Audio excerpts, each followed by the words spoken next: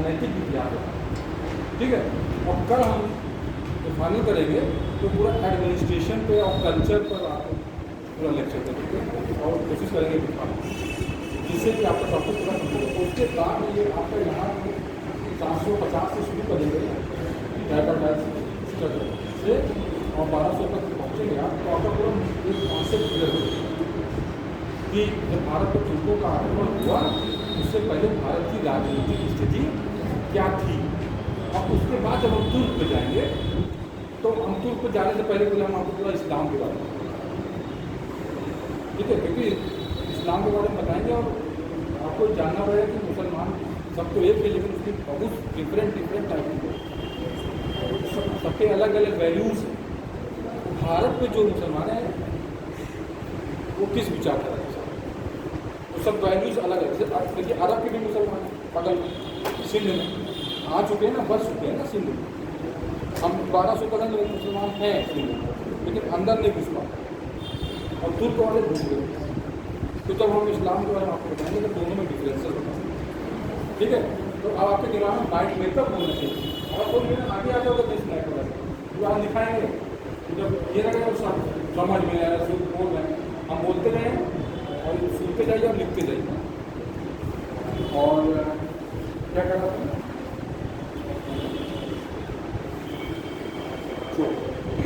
ये ध्यान रखेंगे क्या कह रहा था, मैं पूछा बताइए आप कह रहे हैं।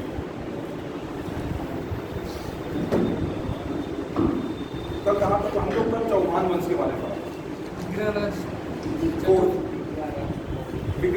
की एक उपाधि भी थी, भीषण देव के नाम से जिसको नाम बताया नहीं बताया तो भीषण देव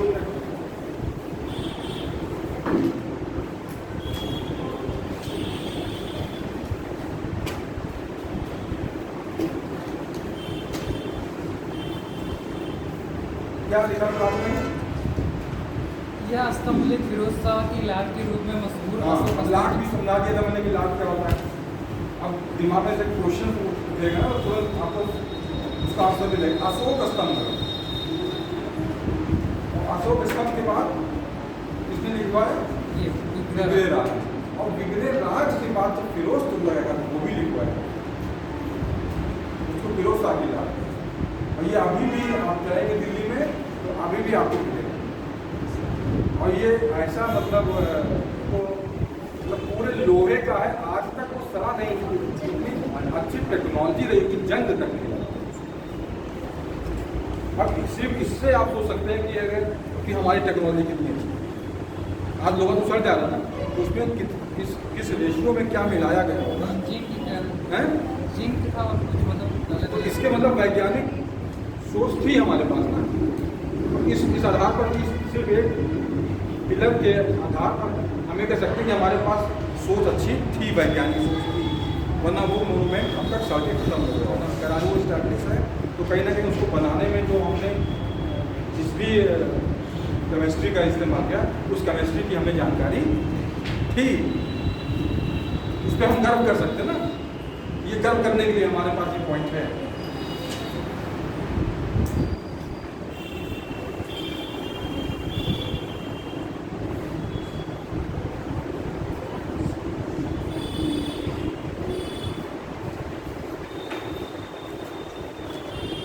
ललित विग्रहराज नाटक के लेखक सोमदेव उसके दरबार में थे। ललित विग्रहराज नाटक, विग्रहराज नाटक के लेखक सोमदेव उसके दरबार में थे।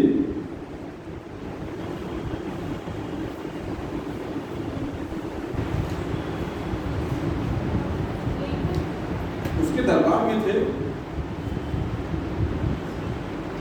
अब ये लाइन जो मैं आपको बता रहा हूँ, इस लाइन से आप को राजा की सहिष्णुता के बारे में पता चलेगा। एक जैन संत के कहने पर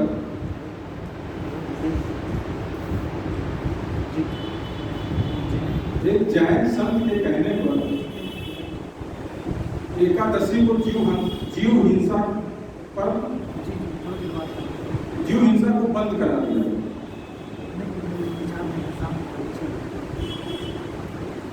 जीव हिंसा हिंसा को बंद करा दिया।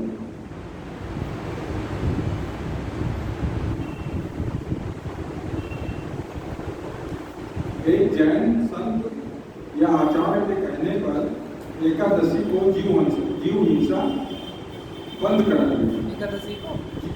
एकादशी को जीव हिंसा बंद करा दिया। जैन संत के कहने पर आगे एकादशी के दिन जीव हिंसा को बंद करा दिया। एकादशी भी जानते क्या होता है? Yes sir. क्या सर जो मतलब हिंदू कैलेंडर उसके 11वां जो दिन होता है, बस 11 एकादशी को व्रत लोग कहते सुनते होगा, यानी कि एकादशी का इम्पोर्टेंस भी दिखा रहा है। जैन धर्म में भी इम्पोर्टेंस है एकादशी का। इस लाइन का मतलब मैंने क्या ना कि एक लाइन में बोल रहा हूँ, उसका मतलब है। अब उसका मतलब क्या निकालना है कि एकादशी का इम्पोर्टेंस हिंदू धर्म में दिखा और जैन धर्म में दिखा। और जैन धर्म का जो आचार है वो कह रहा है कि जीव हिंसा एकादशी को बंद करा, यानी कि हिंदुओं में जीव हिंसा होती थी। अंडरस्टैंड? आपको मतलब क्या निकालना लगेगा? जीव हिंसा होती थी, अब वो कह रहा है बंद करा दी। तो पीछे जो इतना सही से हुआ है, सही से हुआ टॉलरेट क्या करता है कि जीव हिंसा को एकादशी के दिन, यानी कि एक या महीने में 2 एकादशी आएगा, 15 दिन के लोग पास होते हैं, बाकी दिन खाओ लेकिन एकादशी के दिन। इसका मतलब ये हुआ, आपको यहाँ इस लाइन को पढ़ने का मतलब पढ़िए और इस लाइन को एक्सप्लेन इस तरह से करिए। अंडरस्टैंड? तो तुमको राजा के दिमाग के बारे में पता चलेगा, वो कैसा सोचता था, कैसा काम करता था।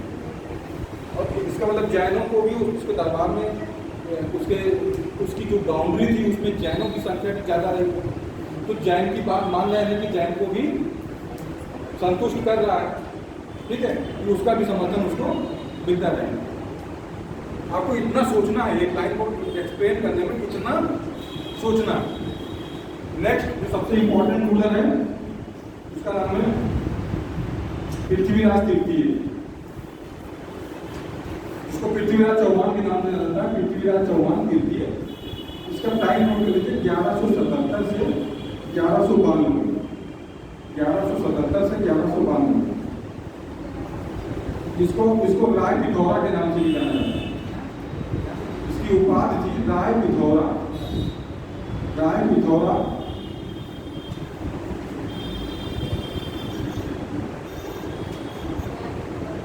के नाम से उपाधि थी, या के नाम से भी जाना था, क्या इसकी उपाधि थी। जैसे विग्रहराज को विष्णु देव के नाम से जाना जाता है, पृथ्वीराज को राय पिथौरा के नाम से भी जाना जाता है।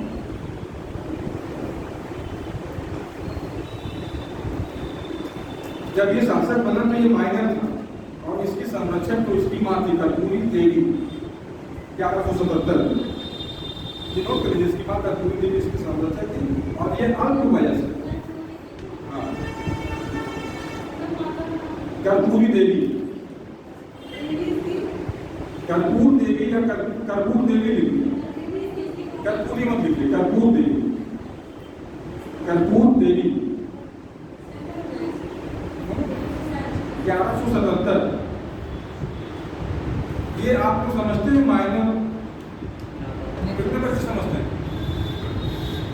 ये अल्प वयस्क का मतलब समझते हैं क्या होता है? बोलो किससे बताओ।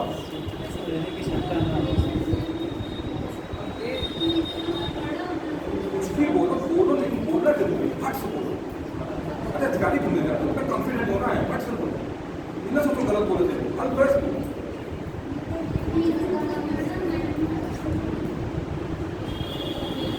वैसे इस समय 18 साल से जो कम बच्चे हैं उनको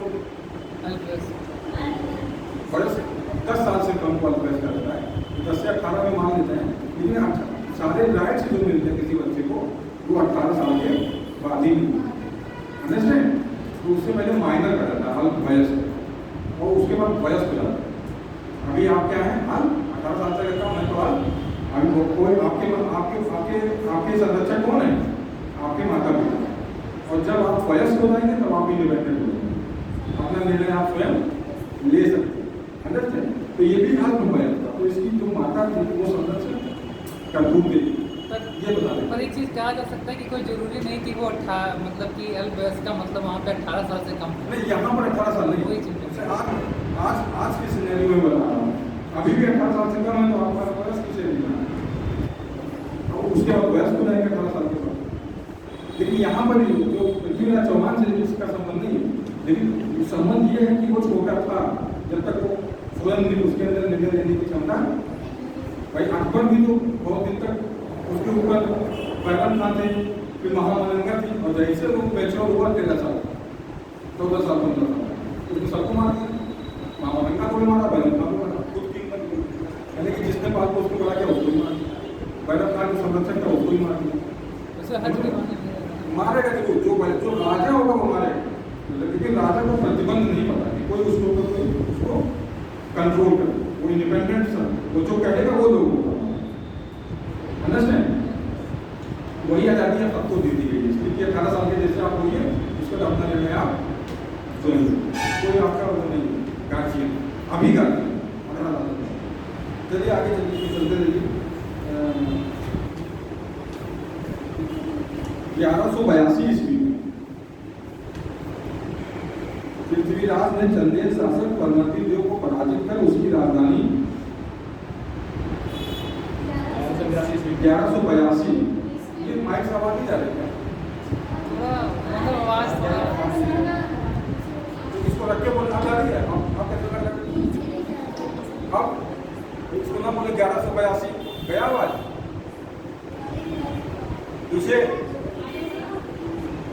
शर्मा के लिए बताओ ना, आवाज मेरे जा रही है? हमारी लड़कियां क्या हो तो बोलने में पैसा लगता है, और किसने बोले 1182? प्रॉब्लम बताओ ना, 10 साल होगा। धीरे धीरे बोले, ये गाओ तो ये गाओ के साथ इसकी ब्रेक लगाए, धीरे बोलना सीखो। मेरा कहने का मतलब है कि बोलना सीखो, चुपचाप बैठो नहीं, अपोज कीजिए ना, कुछ सुधार होगा। तुम अपोजे नहीं करोगे, और मुझे बहुत खुले दिल से स्वीकार करता हूँ। हमारे सारे जितने व्यू हैं, मतलब तुम्हारे जितने क्वेरीज हैं, उनसे पूछो, तो कमियाँ आपको बता के उसको दूर करो। लेकिन बोलो, ये सबसे ज़्यादा लड़के में लड़के भी नहीं बोलते, दोनों लोग तो लड़के वाले अपने लड़के नहीं दोनों बोलते। स्मार्ट बन गया, स्मार्ट मतलब तेज होता है, सुंदर नहीं होता।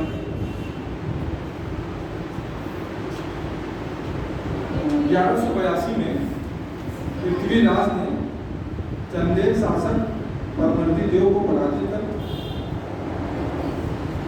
परमर्दी देव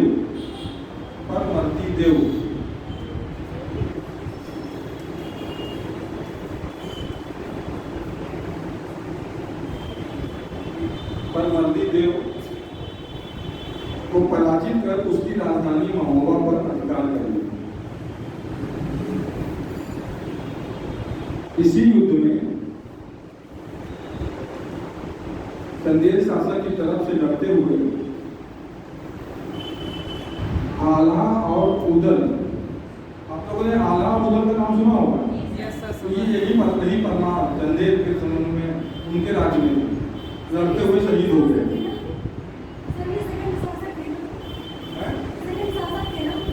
शासक ने तो उनकी सेना में शासक तो परमर्दी देव, और उनकी सेना की तरफ से लड़ रहे थे पृथ्वीराज चौहान से, क्योंकि पृथ्वीराज चौहान जीत गया। ये सब दोनों भाई थे, दोनों भाई, लेकिन इन्होंने बहुत मतलब आसानी से नहीं जीते, बहुत पराक्रमी और वीर थे, इसीलिए आला अभी गाए भी जाते हैं उन्हीं के नाम, उनकी वीर रस के लिए आज भी आला के नाम पे आला काव्य बनाए गए और गाए गए वीर रस के लिए। ये दोनों वीर थे, इसके और अंदर ले नहीं कोई वो भी विषय नहीं इस बारे में, तो लेकिन दोनों की डेथ भी यही पर लड़ते हुए दोनों शरीर हुए आला उधर चंदेलों की तरफ। तो जीता कौन था? पृथ्वीराज चौहान। तो इसे इंटरनल कॉन्फ्लिक्ट देख रहे हैं ना, आपस में लड़ रहे हैं चौहान, और इधर चौहान है ऊपर में, और इधर नीचे कौन है दक्षिण में? मालवा नहीं, मालवा नहीं रहेगा।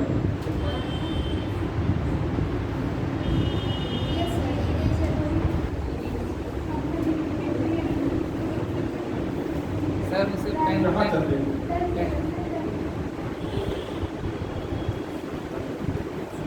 ये लड़ाई करो, अब मैप को देखिए, ये बुंदेलखंड में था ना, बुंदेलखंड एरिया, और ये राजस्थान का एरिया, और मैप को दिमाग में रहे तो ऐसे आए हैं।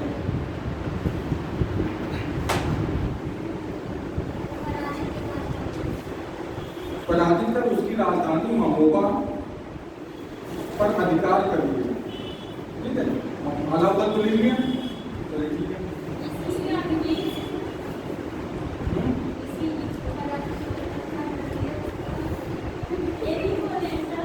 मेरा मन करता है कि मैं उधर बैठूं, कोई इधर आगे बोला मैं लिखा, मैं अब तो मुझे लिखने कर तो मैं उतना तेज हूँ, मैं इतना तेज बोल रहा हूँ। कुछ तो भाई काफी स्किल बढ़ा है।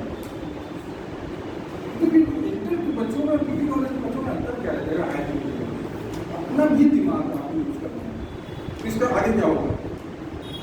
मानो अगर कंफ्यूजन क्वालिफाई के अंदर भीड़ से अलग होना है तो कुछ तो अलग होना पड़ेगा ना लोगों को, तो भीड़ में शामिल हो जाओ।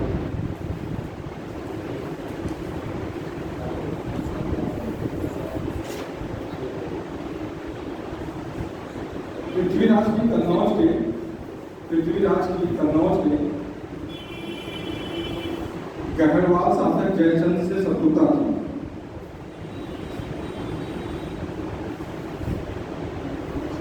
पृथ्वीराज की कन्नौज के गहरवाल शासक जयचंद से शत्रुता थी।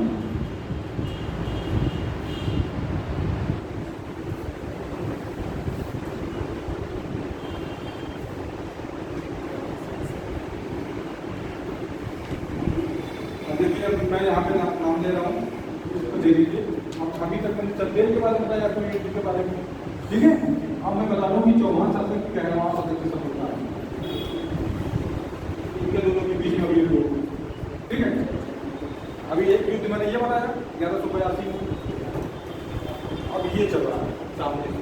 मैं देखते ये यूपी का पोर्शन है, अब यूपी ऐसे ही है, मैं अब यूपी का देखिए तो ऐसे भी यूपी है, और इधर राजस्थान ये मध्य प्रदेश नीचे चले। ये चंदेल तो यूपी से बिल्कुल हटकर है। मैं देखना है तो दिमाग में बैठे, ये उत्तर प्रदेश देख रहे हैं, और ये लटका हुआ इसी को बुंदेलखंड बोलते हैं। ये जो लटका हुआ मध्य प्रदेश में बैठा, और ये राजस्थान, और राजस्थान में ये अजमेर, ये आप चलेगा तो फिर ये कन्नौज भी चलेगा। अब ये क्या है कि ये मैं क्या, ये दिमागों में जब मैप आपको बैठ जाएगा ना तो सब याद पता चलेगा। सबसे जरूरी कि इसको बनाकर अपने जब आप नोट्स बनाएं तो सबसे किताब से याद नहीं होगा, याद करते करते मर जाओगे याद।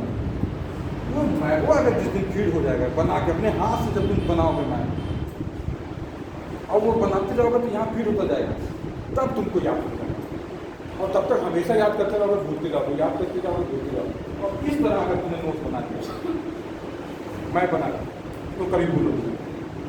अंडरस्टैंड? तो तुमको बनाते चलना, इंडिया का मैप बनाओ 10 बार जाके, सारे प्रदेशों के बारे में याद करते तो धीरे धीरे आ जाएगा। और कहो एक दिन में आ जाए नहीं आएगा, 10 बार प्रैक्टिस करोगे तब। ऐसे लोग 18 घंटा नहीं पढ़ते हैं सुबह से लेकर 24 घंटे में 18 घंटा वाला पढ़ ही रहे हैं, तब क्वालिफाई करता हूँ। अंडरस्टैंड? तो भैया समझ देना। और तुमको मैं 5 क्लास में दूंगा तो तुम मार्च के बर्तन मार्च की चिपका दिया तो हो नहीं पाएगा, लेकिन तुमको मैं रास्ता तो बता ही रहा हूँ। कितनी बार मैप बना, कभी बैठ के बनाया मैं 10 बार मैप बना रहे हैं, पूरा जितना मैंने कल समझाया तुमको बनाए, एक बार मैप नहीं बनाया, दिमाग में बैठेगा तो मेरे दिमाग में बैठा तब तो हम बना रहे हैं, तुम्हारे दिमाग में बैठ जाएगा तुम बनाओ। तो तुम्हारा प्रैक्टिस तो तुमको करना पड़ेगा। हम तुमको समझा रहे हैं मैप बनाना, अब तुमको प्रैक्टिस करोगे तो तुमको आ जाएगा। अब बनाइएगा, ठीक है। इस संघर्ष का मुख्य कारण दिल्ली था। इस संघर्ष का मुख्य कारण दिल्ली था, जिस पर दोनों अधिकार करना चाहते थे, जिस पर दोनों अधिकार करना चाहते थे। अब देखो, अब दिल्ली का आया तो मैं दिल्ली यही आया। अब ये भी चाहते हैं कि अपने सम्राट को बाहर कर इसको अपने पिता दें, और ये चाहते हैं कि हम अपने दें, और यही संघर्ष का कारण है दिल्ली। और जो शक्तिशाली होगा वो मिला देगा, और जब ये शक्तिशाली थे तो इन्होंने दिल्ली को मिला दिया, और जब ये शक्तिशाली करके उन्होंने दिल्ली को निकाला, तो वो तोमरों को हराना। तो कल मैंने आपको बताया था कि वो विशल देव का तबर नाम से तोमर शासक को हराकर दिल्ली को चौहानों के राज्य में मिला लेते थे। लेकिन जब जो शक्तिशालियों को वो मिला, ऐसा नहीं कि एक बार मिला लिया तो परमानेंट हो चुका। अंडरस्टैंड? जयचंद ने पृथ्वीराज को नीचा दिखाने के लिए कन्नौज में जयचंद ने पृथ्वीराज को नीचा दिखाने के लिए कन्नौज में राजसूय यज्ञ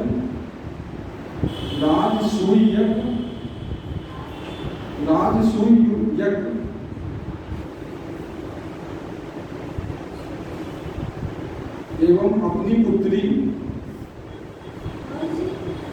राजसूय यज्ञ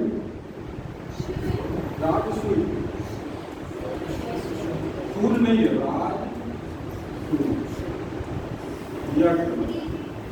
राजसूय यज्ञ। अच्छा आपने नाम सुना होगा ना, सुमेध यज्ञ, राजसूय यज्ञ, और भी कोई कई प्रकार के यज्ञ, तो प्राचीन भारत भागवतों में बनाया गया।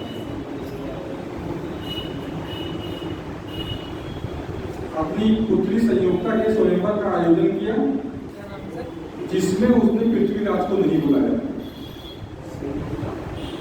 का स्वयंवर आयोजित किया। स्वयंवर जानते क्या होता है? लड़कियां को सबसे पहले बताइए, लड़के बताइए, बताओ स्वयंवर क्या होता है? बोलो खड़े हो, बोलो पराग से, बोलो स्वयंवर क्या होता है?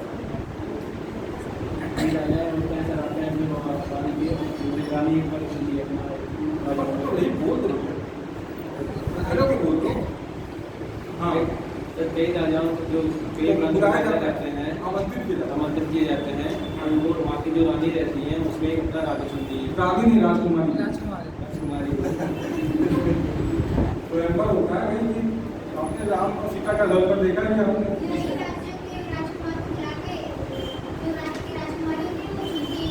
राजकुमारी चुनती है। अब देख लीजिए स्त्री का महत्व, राजकुमारी चुनेगी कि आप योग वर्ग होगा, तो किस जाने के लिए। जैसा आपको पता है कि संयुक्ता और पृथ्वीराज चौहान का अफेयर था, लेकिन जयचंद नहीं चाहते थे शादी हो, उन्होंने बुलाया भी नहीं। दिल्ली को लेकर झगड़ा ही था, तो उसको लगा कि मेरा अपमान हो रहा है, तो अब यज्ञ किया और स्वयंवर भी किया। तो ये गए और स्वयंवर से जबरदस्ती उसकी लड़की को उठा लिया। तो अब और नाराज हो गए, दुश्मनी और बढ़ गई। उठा लाए, क्या कहेंगे कि संयुक्ता भाग गई, ये उठा लाए, दोनों बातें ही क्या पड़ भागते गई थी, तब उठा लाए न, भागते तो भगा लगा, तो भागे और ये भगा लाए, दोनों चीजें। पिताजी नाराज हो गए, यानी कि जयचंद नाराज हो गए, लड़की को भगा लिया। तो अब इसी बीच में जब वो भगा ले गए, तो जब पृथ्वीराज चौहान की जब युद्ध हो रही थी, हमने की लड़ाई में प्रथम युद्ध में, इसी वजह से इस कारण जयचंद ने तटस्थ था। जयचंद तटस्थ था। तटस्थ का मतलब होता है न्यूट्रल, किसी के पक्ष की तरफ से शामिल नहीं। इसी कारण जयचंद पानीपत के तराइन के प्रथम युद्ध में, तराइन का प्रथम युद्ध हुआ था मोहम्मद गोरी और पृथ्वीराज चौहान के बीच। तो इस युद्ध में वो तटस्थ था, अगर चाहता तो वो हेल्प कर देता, तो हेल्प नहीं, इतिहास कुछ और होगा, लेकिन वो तटस्थ था। हालांकि पृथ्वीराज चौहान इस युद्ध में जीत गए, ठीक है। लेकिन जब द्वितीय युद्ध हुआ तो उसमें वो पराजित हो गए पृथ्वीराज चौहान, और यहीं से भी उनको पकड़ के मार दिया गया। जब हम आपको पढ़ाएंगे कैसे मारा जाए, ये बताएंगे, विवाद का विषय है, इसमें सत्य क्या ये पता नहीं। डिफरेंट राइटर्स के डिफरेंट व्यूज, ठीक है। आप लोग सुनते हैं ना 64 का अंगुलस प्रमाण, ताल पर सुल्तान अहमद सुको चौहान, ये सब फर्जी बातें हैं, सब कुछ ऐसा है। इतिहास इसको नहीं मानता, क्योंकि ये इतिहास में तो लिखा हुआ है पृथ्वीराज चौहान को नहीं माना कि महाराज, और यहाँ एक पृथ्वीराज चंद्र बताया दिखाया कि गजनी दे गए और वहाँ मारे। तो अब जब इंडिया में मारे तो वहाँ गजनी कहाँ ले जाएंगे, तो भावनाएं भड़काने। तो ठीक है, आगे जब वहाँ पहुँचेंगे तो इसको डिस्कस करेंगे, अभी नहीं, अभी यही करेंगे।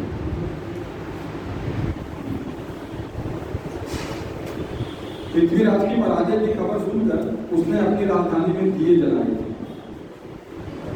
की पराजय की खबर सुनकर उसने अपनी राजधानी में दिए जलाए।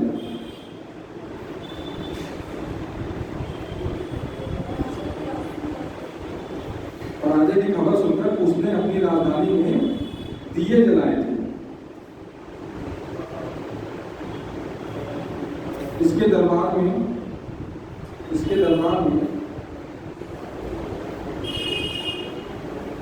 जय नायक भट्ट विश्वरूप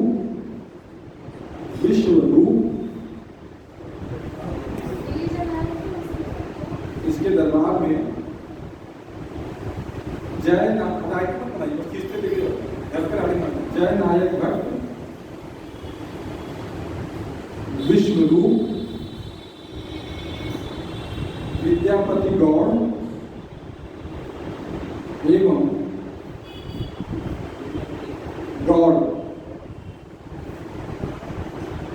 राजकवि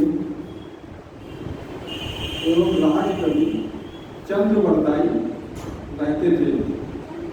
चंद्रवरदाई का नाम सुना होगा आप? चंद्रवरदाई रहते थे। चंद्रवरदाई की पृथ्वीराज रासो को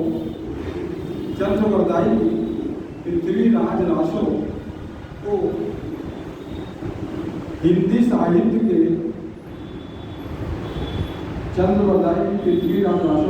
साहित्य के प्रथम महाकाव्य का दर्जा प्राप्त है।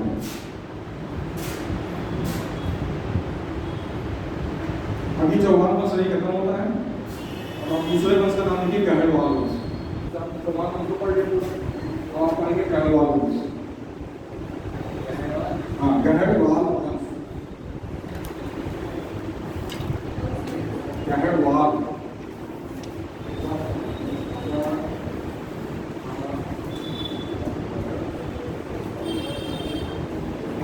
गहरवाल वंश। ये दूसरा वंश है, एक वंश खत्म हो, उसकी इंपॉर्टेंट चीज का नाम आपको पता चल गया। गहरवाल वंश का संस्थापक चंद्रदेव। गहरवाल वंश का संस्थापक चंद्रदेव।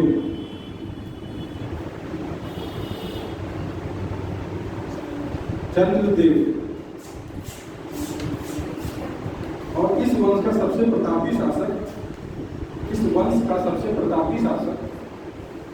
गोविंद चंद्र।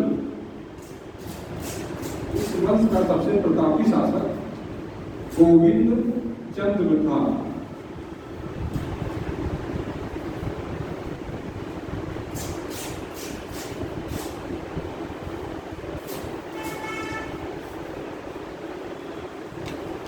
गोविंद चंद्र, अब उसका नेक्स्ट पॉइंट लिखिएगा। गोविंद चंद्र की पत्नी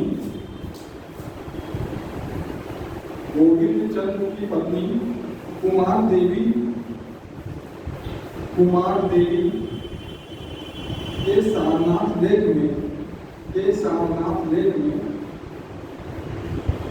उसे विष्णु का अवतार कहा गया है।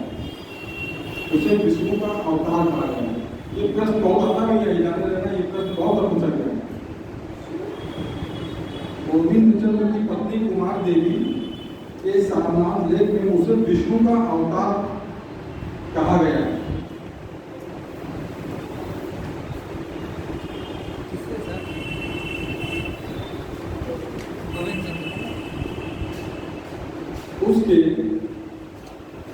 उसके मतलब गोविंद चंद्र, उसके मनेर ताम्र लेक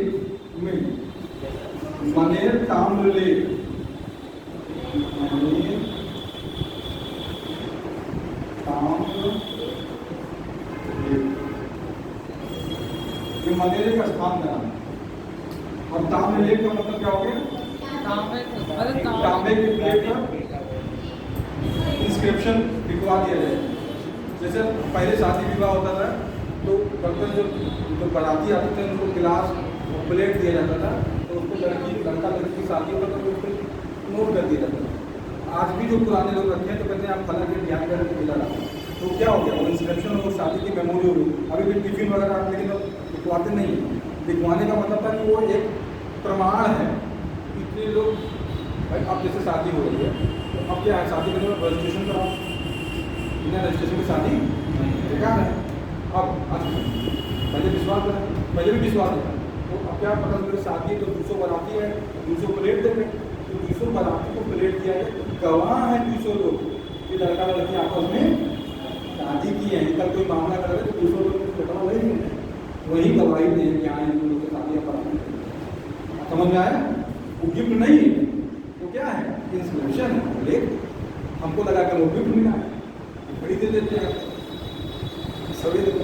उसके पीछे का लाभ मैंने क्या, कोई भी चीज़ घटना घटती है तो आप एक सिंपल मैन की तरह मत सोचिए। अगर आप कंपटीशन की तैयारी कर रहे हैं तो आप साधारण मनुष्य की तरह नहीं सोचेंगे, बल्कि कुछ क्यों हो रहा है ये सोचेंगे। अंडरस्टैंड? आपको साधारण ढंग से आपको नहीं सोचना है।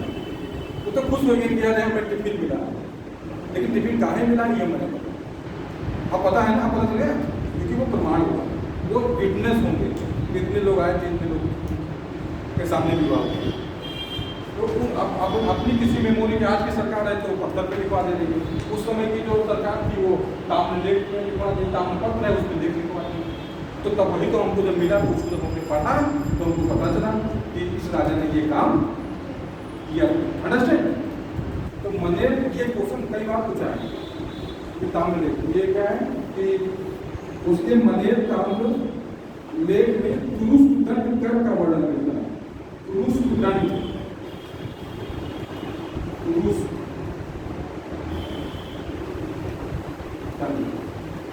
अब आपसे प्रश्न नहीं पूछेगा कि पुरुष दंड नामक कर किसने लगाया, और 4 ऑप्शन दे देगा। अब आपको पता है गोविंद चंद्र, तो फट से आपका लगाएंगे टिक लगेगा, ये विशेष वर्ड, ये डीप स्टडी। अच्छा क्यों पूछता है? क्योंकि आपने गहराई से अध्ययन किया है कि अध्ययन नहीं किया है। अब इसी को सीरियस तैयारी बोलते हैं कि सीरियस होकर स्टडी करें, कोई चीज छूटने ना पाए।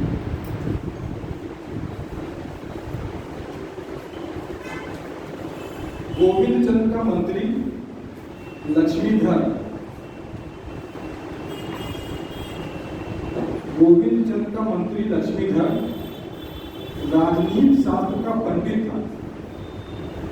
गोविंद चंद्र का मंत्री लक्ष्मीधर राजनीति शास्त्र का पंडित, पंडित का मतलब विद्वान। देखिए कोई पंडित को जात नहीं, पंडित मतलब विद्वान कोई भी हो सकता है। पंडित का मतलब एक्सपर्ट है, जैसे केबीसी होगा ना, तो इसमें एक्सपर्ट लगता है, उनसे कोई बात पूछो उसका उत्तर बता दें। तो गोविंद चंद्र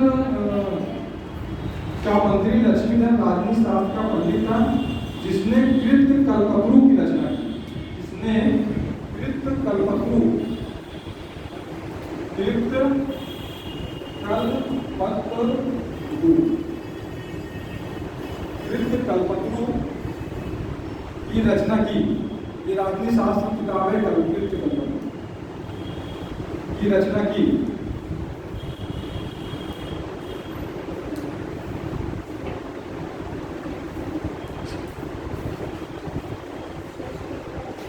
फिर एक लाइन लिखेंगे, कृत कल्पतरु लिख दिया, कृत कल्पतरु। ये कल्पतरु शब्द कई बार आएगा, लेकिन आगे इसके जो शब्द लग जाएगा उससे इसकी मीनिंग बदल जाएगी। कृत कल्पतरु। इसकी पत्नी कुमार देवी, इसकी पत्नी कुमार देवी, ये प्रश्न भी इंपॉर्टेंट है, हर लाइन इंपॉर्टेंट है। इसकी पत्नी कुमार देवी बौद्ध धर्म की अनुयायी थी। इसकी पत्नी कुमार देवी बौद्ध धर्म की अनुयायी थी, जिसने सारनाथ में धर्म चक्र, सारनाथ में धर्म चक्र जिन विहार का निर्माण करवाया। जिसने सारनाथ में, ये अभी भी आपको अभी मिलेगा, धर्म चक्र जिन विहार का निर्माण करवाया।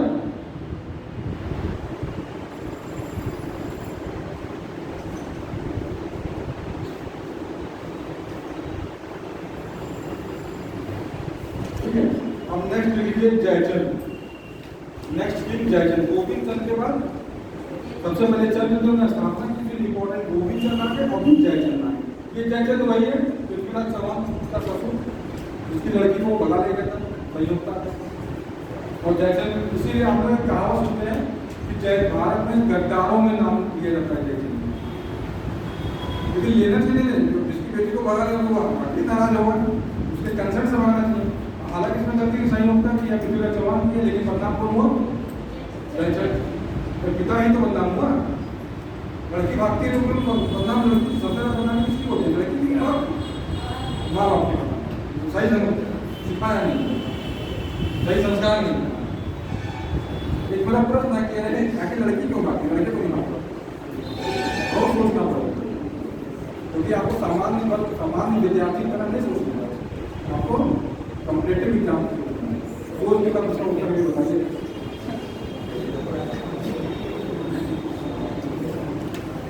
तो जयचंद के बारे में मैं बता चुका हूँ, उसको आप नोट करेंगे। 1194 ईस्वी में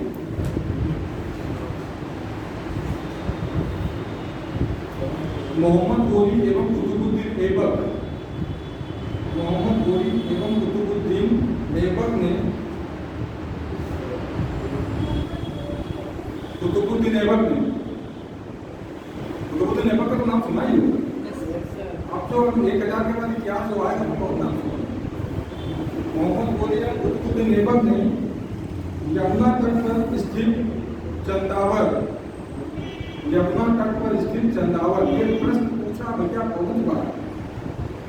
यमुना तट पर स्थित चंदावर 63 मिनट नीचे किला एटा, इस समय किला एटा, ये वही मुलायम सिंह यादव का स्थान है, किला एटा चंदावर। जहाँ पर ये युद्ध में, जिसको चंदावर का युद्ध बोलते हैं, ये युद्ध में जयचंद को पराजित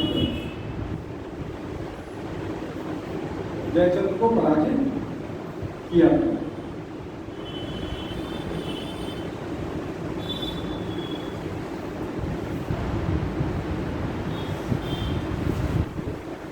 और बहुत सी चीजें हैं लेकिन इंपॉर्टेंट नहीं, सिलेबस में लिखा है, ठीक है, ये आप जान लीजिए। नेक्स्ट शासन बंगाल में कौन शासन था? पाल वंश का।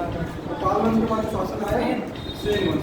तो सेन वंश के बाद जैसे ये बंगाल देखेंगे आप, ध्यान दीजिए, ऐसा नहीं है ये बंगाल है, ठीक है। तो बंगाल में जब पाल वीक हुए तो सेन का इमर्ज हुआ, यानी कि उसका उदय हो। आधे थे तो ये पाल में, आधे थे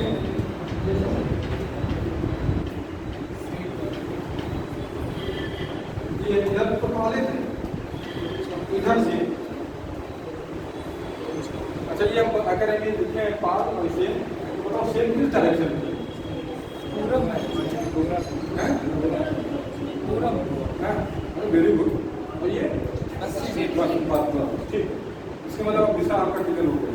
यानी कि पाल भी थे, लेकिन पाल थे पूरब में और सेन थे, सेन थे पूरब में और पाल थे पश्चिम, ठीक है। तो अब दोनों फिर धीरे धीरे ये करना शुरू, धीरे धीरे कमजोर, धीरे और फिर धीरे धीरे पूरे पाल समाप्त होते, तो नहीं है सेन ना। पाल भी कौन है? 1000 तक, और उसके बाद कौन आ रहा है उनकी जगह पर? सेन आ रहा है। फिर 25 संख्या में पाल भी क्या हुआ? पाल इतना स्ट्रॉन्ग है कि आगे नहीं है, लेकिन पीछे उन्होंने एक्सेप्शन दिया। असम था, नीचे साउथ एशिया तक अपने संबंध रखा है, व्यापार रखा है। हाँ, ऐसे बता दो। ये पूछा जाता है कि इनकी जो पाल वंश की जो इन्फेंट्री थी, जो सेना थी, आर्मी थी, उसमें उनके पास जो सेना में सबसे इम्पोर्टेंट था वो हाथी,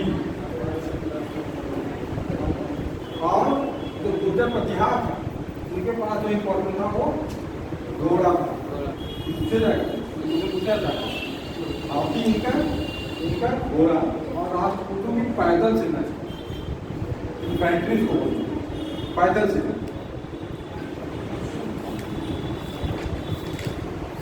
इसके पीछे की वजह भी कुछ है? इसके पीछे वजह भी वेरी गुड। अब भाई इनके पास कैप्चर था गुजरात, आपका व्यापार होता था, मध्य एशिया में सबसे अच्छे घोड़े मिलते थे, वो वहाँ से निर्यात किया, यहाँ पर इन्होंने अरबी व्यापारी या मसूदी गुजराती आया था।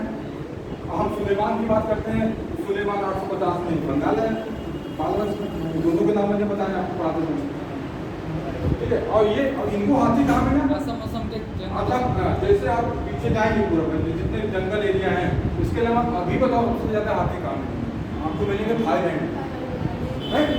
ये जो तुमको मैं बता रहा हूँ स्ट्रेट ऑफ मलाक्का, वो किससे कनेक्ट करती है? उसी दक्षिणी पूर्वी एशिया से, वहाँ से ये सब बना। और सोचो कि कितना टेक्नोलॉजी था, इतना दूर से हाथी कैसे आता था, घोड़ा कैसे आता था, और किससे आता था? जहाज से आता था। यानी कि कहीं ना कहीं जहाज के मामले में अरब के लोग या भारतीय जो व्यापारियों का समूह था, वो कहीं ना कहीं बहुत स्ट्रॉन्ग था। भाई इतना स्ट्रॉन्ग नहीं था जिस तरह से आज था। आपको पता है गैस आ रहा है, हमारे घर में जो गैस जल रहा है, आम की खास से हमारे गैस जल गया, गैस कहाँ से आ रहा है? कब देश से पाइपलाइन के थ्रू आ रहा है, और फिर यहाँ उसको लोड किया जाता है टैंकर में, और फिर सप्लाई किया जाता है, गैस एजेंसी में जाता है, वहाँ से सिलेंडर में जाता है, सिलेंडर से आता है। अब वो भी खत्म कर दिया, तो पाइपलाइन बिछा दिया बस, स्टोरेज गैस ना बिछा हुआ ना पाइपलाइन, अब गैस सिलेंडर भी खत्म कर देगा, पाइप के खुले जगह से सबकी का नुकसान है। तो अब आपको नहीं परिवर्तन सीखना है, याद रखना, कुछ याद नहीं करना, आपको सोचना कि आखिर परिवर्तन होता है, टेक्नोलॉजी में परिवर्तन कैसे आ गया। तो धीरे धीरे अक्सर आप बढ़ते जाएंगे, जो मेडिकल में है आगे बढ़ते जाएंगे, मेडिकल से जैसे जैसे मॉडर्न में आएंगे वैसे वैसे टेक्नोलॉजी में परिवर्तन होता जाएगा। लेकिन आप इतिहास के विद्यार्थी, तो आपको सोचना कि परिवर्तन क्यों हो रहा है, परिवर्तन क्यों हो रहा है, ये जानना होगा। चलो तो कौन सा? हाँ, सेन राजवंश का लिए, सेन राजवंश बंगाल हो गया है? इसका संस्थापक सामंत सेन। पाल वाला तो हो गया, पाल तो बता ही दिए थे भाई, पाल भी पच्चीस संगठन में बताए थे, पाल भी बताए, राजपूत भी बताए, और गुजर प्रतिहार बताए।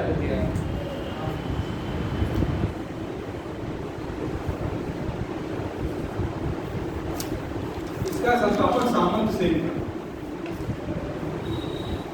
पाल में क्या बताए थे? देखो इधर देखो, गोपाल, गोपाल के बाद धर्मपाल, धर्मपाल के बाद देवपाल, देवपाल के बाद महिपाल, ठीक है। ये अब इसको लिख रहे हैं, ऐसे गुजर प्रतिहार का बताए थे, ऐसे राजपूत का बताए थे, धनकितुर, फिर गोविंद तृतीय, ध्रुव, कृष्ण तृतीय, इंद्र तृतीय। अभी सब नाम आपको ये कैसे याद है? आँख बंद कीजिए, जब तक आप एक कलम नहीं चलेगा तब तक यहाँ भीड़, ये फोटो स्टेट होता है। जब हम लिखते हैं बैठ के 4 घंटा में बैठते हैं, दिमाग चलता है ना, वो यहाँ फिट होता है। तो आप सोचो मेरा हाथ भी ना चले, मेरा दिमाग भी ना चले, सब फिट हो जाए ना। एक पिक्चर बढ़िया पिक्चर बना के शूटिंग करके और बना के दिखा के हो सकता है कि आप समझ में आए, बना के दिखाएंगे, दिखाना चाहिए। देखो भाई, पढ़ाने की जो विधि है, पढ़ाने की विधि में तो ये विजुअल भी आता है, ऑडियो भी आता है, और पर्यटन भी आता है, ये थ्योरी है। वीडियो का मतलब है कि इस पर तो डिस्प्ले हो जाएगा ना, मूवी हो जाएगा, दिखाया जाए बच्चों को, ऊपर करा के दिखाया जाए। सबकी आईक्यू लेवल एक तो है ना, कोई सुन के सीख जाता है, कोई देख के सीखता है।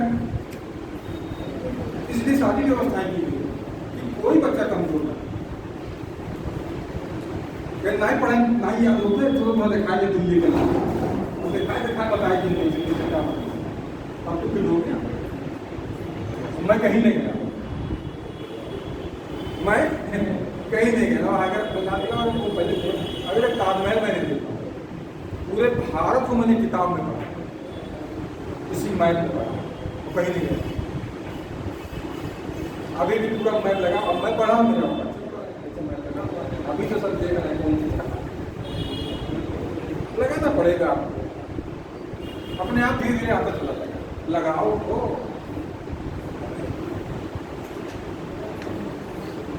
तो सामंत सेन ने किसकी स्थापना की? सेन वंश की स्थापना की। सामंत सेन ने सेन वंश की स्थापना की। इसकी राजधानी जो थी उसको लक्ष्मणवती कहते हैं, लक्ष्मणवती।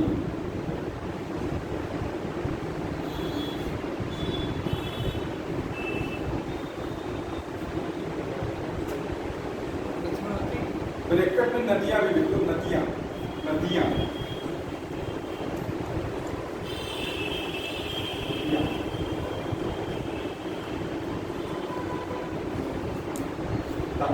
नदियाँ।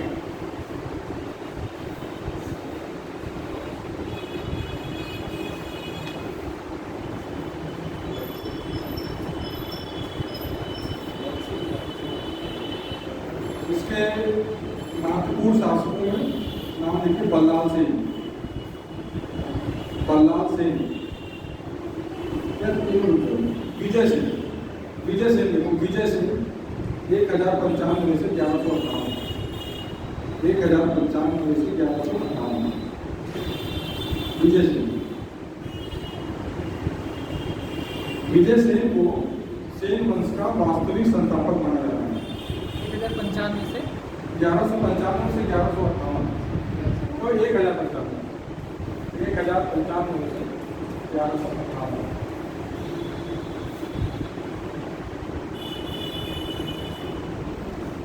सब नदियों के बारे में, नदियाँ, नदियाँ नाम है, नाम है। और नदियाँ जो जगह है, हाँ, बंगाल में वो कैपिटल बना है। लक्ष्मणवती, लक्ष्मणवती हैं? हाँ, क्या बता रहे लक्ष्मण, लक्ष्मणवती क्या है ये? कैपिटल, कैपिटल बदलती रही है, राजधानी। और नदियाँ वो भी है राजधानी। हाँ, दोनों रिकॉर्ड में नदियाँ लिखो, मैंने दोनों बताया ना। इस समय बंगाल में नदियाँ आता है, रिसर्च कीजिएगा गूगल पे, पता चल जाएगा। नदियाँ जिला है। अभी जिला है, अभी कोई मामला हुआ है, उससे नदिया का कोई कॉन्टेक्ट है जो ले बोला मामला हुआ आरटी का जयकांत लड़की वाला, हाँ वहाँ नदिया का बड़ा नाम आता है। अभी इतिहास पढ़े रहेंगे तो जानते रहेंगे। चलिए अब तक किसी के मुझे बहुत कुछ पता है। तो विजय सेन वंश का वास्तविक संस्थापक माना जाता है, या शैव मतानुयायी, शैव धर्म को मानने वाला था, या शैव मतानुयायी। शैव मतानुयायी में शिव का भक्त, जैसे भक्त है कोई वैष्णव मतानुयायी है, कोई शैव मतानुयायी, शिव का भक्त। इससे पहले जो आपने पास पढ़ा था उसमें वो बौद्ध और जैन, ठीक है, ये शिव के जाते, शिव मतानुयायी।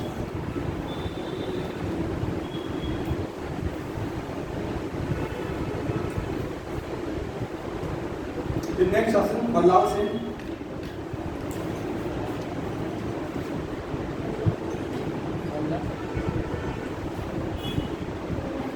या भी शैव मतानुयायी था, या भी शैव मतानुयायी था,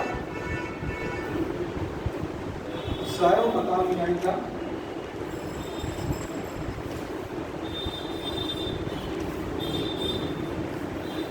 बल्लाल सेन ने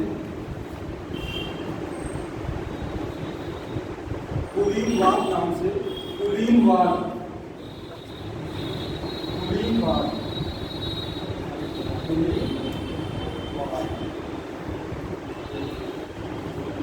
बल्लाल सेन ने कुलीनवाद नाम से प्रसिद्ध सामाजिक आंदोलन को शुरू किया।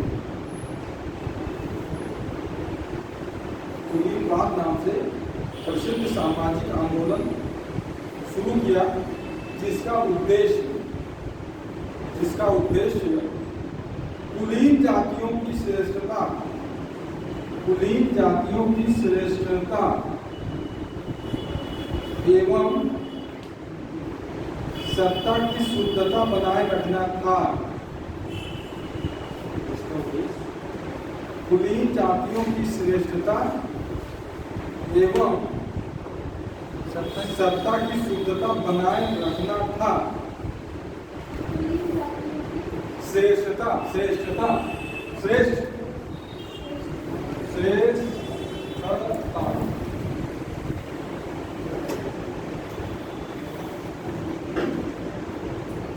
एवं सत्ता की शुद्धता बनाए रखना था। ये बहुत इंपॉर्टेंट लाइन है, सामाजिक इतिहास पढ़ेंगे तो इसमें आप बहुत कुछ समझ आएंगे। और आप देख रहे हैं कि अपोजिट काम हो रहा है, उधर बौद्ध का हो रहा है, तो क्या कर रहे हैं शैव, यानी कि कहीं ना कहीं प्रतिक्रिया है।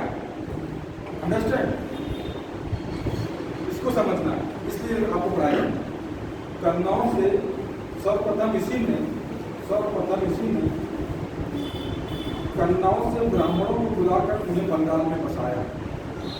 सर्वप्रथम इसी ने कन्नौज से ब्राह्मणों को बुलाकर उन्हें बंगाल में बसाया। इसके सबके पीछे बहुत लंबी लंबी लाइन है, मैंने बताने में बहुत देर लगता है।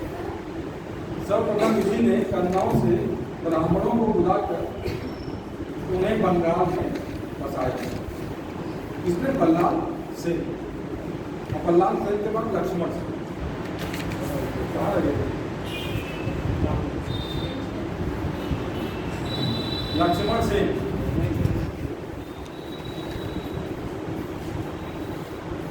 या वैष्णव मता में आएगा, या वैष्णव है विष्णु का वाला, या वैष्णव मता में आएगा, सरल नहीं वैष्णव मता में। लक्ष्मण सेन के लेखों की शुरुआत विष्णु की स्तुति से होती है। वैष्णव अनुयायी था, उसके लेखों की शुरुआत विष्णु के स्तुति से होती है, विष्णु के स्तुति से होती है। बहुत इंपॉर्टेंट किताब का नाम मैं बताने जा रहा हूँ, बहुत पूछता है सवाल। इसी लक्ष्मण सेन के दरबार में, लक्ष्मण सेन के दरबार में 5 रत्नों में से एक, 5 रत्नों में से एक गीत गोविंद के लेखक जयदेव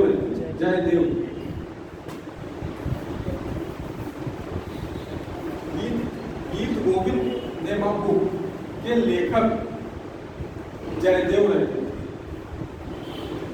और ये गीत गोविंद किसने लिखा है, ये प्रश्न बहुत बार पूछा गया। जयदेव याद कर लीजिए, गीत गोविंद जयदेव कहाँ, बंगाल, कहाँ लक्ष्मण से। इतना फीड हो गया तो कहीं से भी कोई सवाल आएगा आपको याद होगा। गीत गोविंद जयदेव लक्ष्मण से बंगाल, ये याद कर लीजिए, बहुत इंपॉर्टेंट है।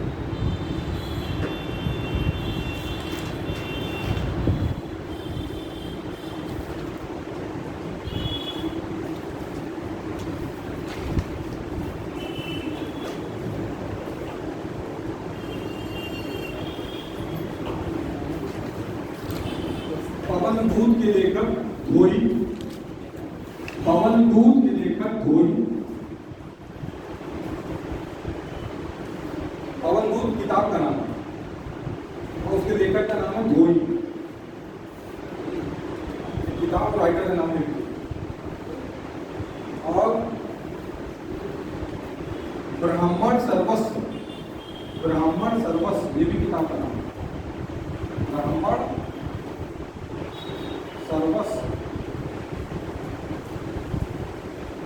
के लेखक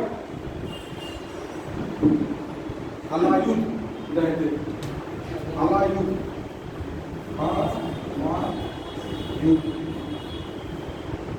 यानी कि 3 किताब और 3 राइटर हो, उसको याद रखिए अपने नोट्स में। हो सकता है आपका यहाँ टेस्ट हो तो उसी में से पूछ लें, टिक कर दीजिएगा। हलायुध रहते, हलायुध उसके प्रधान न्यायाधीश एवं मुख्यमंत्री थे। हलायुध उसके प्रधान न्यायाधीश एवं मुख्यमंत्री थे।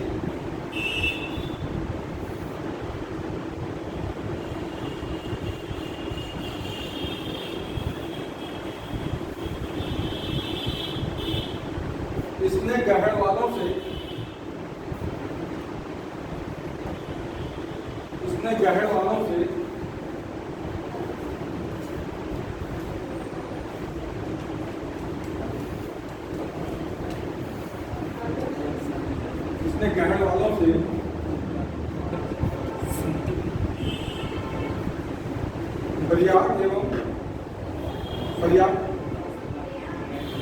प्रयाग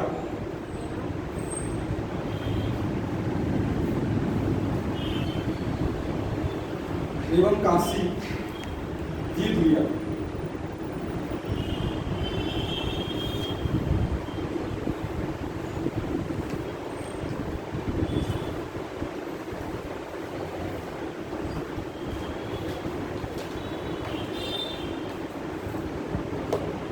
किया।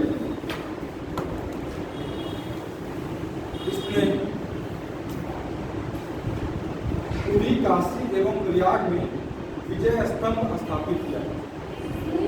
पुरी, पुरी मतलब उड़ीसा में है जगह, पुरी जगन्नाथपुरी का नाम, ठीक है। इसने पुरी, काशी एवं प्रयाग में विजय स्तंभ स्थापित किया। ये अभी भी मिल जाएगा आपको विजय स्तंभ, कभी जाइए घूमने तो लक्ष्मण सेन का विजय स्तंभ कहाँ है, गूगल पे सर्च कीजिए, हो सकता है ये देखा लिया। विजय स्तंभ मतलब क्या होगा, मेमोरी में कि हमने जीता था, वही जैसे मैंने बताया ना शादी में प्लेट लिखवा दिए ना, मेमोरी में रहना। तो जीतते थे तो विजय स्तंभ लगवा कि हमने काशी को जीता, हमने प्रयाग को जीता। स्तंभ मतलब पत्थर का शिलालेख लगा दिया, मेमोरी हो गई। अंडरस्टैंड, वो आज भी हो। कब अशोक थे, तो अशोक की लाट कितना, तो 2000 साल पुराना हो गया, तो है कि नहीं, तो वो लाट है। इसीलिए सरकारें आज तक बनवाती में पत्थर लगा, मैं कहूँगा पत्थर का कि वो कल भी याद हो। तो ये आपका ये सेन भी खत्म हुआ, पाल सेन देखने कैसे पाल जहाँ रहा सेन आ गए, समय बीत रहा है, हम लोग 950 से 1200। नेक्स्ट जो है आप पढ़ेंगे मालवा। मालवा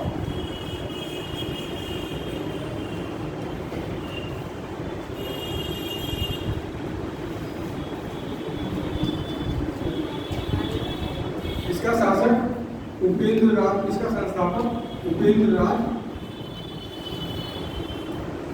ब्रैकेट में लिखिए कृष्ण राज। इसका संस्थापक उपेंद्र राज, ब्रैकेट में लिखिए कृष्ण राज था, तथा इसकी राजधानी धारा थी।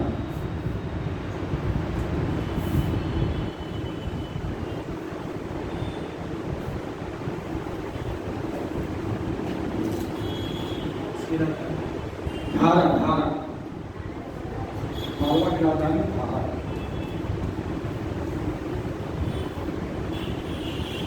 ये मध्य प्रदेश में है, राजस्थान, पश्चिमी मध्य प्रदेश है, वहाँ मिलेगा। यदि ये पढ़ रहा है पश्चिमी।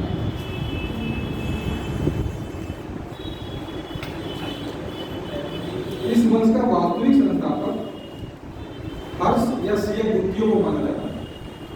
इस वंश का वास्तविक संस्थापक हर्ष या सीएम, हर्ष का ही उपनाम या सीएम द्वितीय को माना जाता है।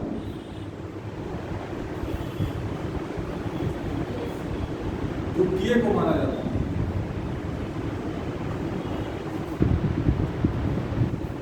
इसने नर्मदा नदी के तट पर हुए युद्ध में राजपूत शासक को पराजित किया। इसने नर्मदा नदी के तट पर हुए युद्ध में राजपूत शासक को पराजित किया।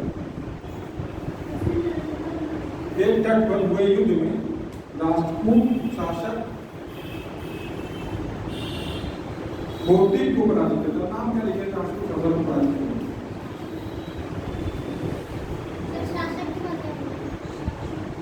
को पराजित किया, भौतिक नाम था उसका, भौतिक लिख लीजिए, भौतिक शासक है, भौतिक को पराजित किया, राजपूत शासक।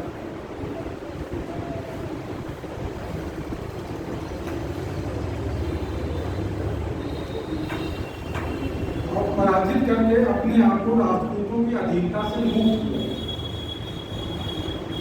ये राजपूत के कौन थे, सामंत थे। मालवा के प्रभाव कौन थे, राजपूतों के सामंत थे। और राजपूतों को हराया और फिर अपने आप को उनको अपनी अधीनता से अपने आप को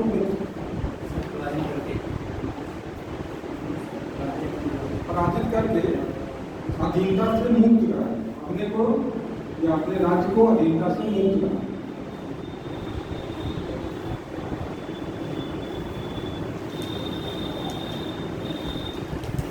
इसके बाद होगा मुंज, मुंज, वाक्पति मुंज, वाक्पति मुंज।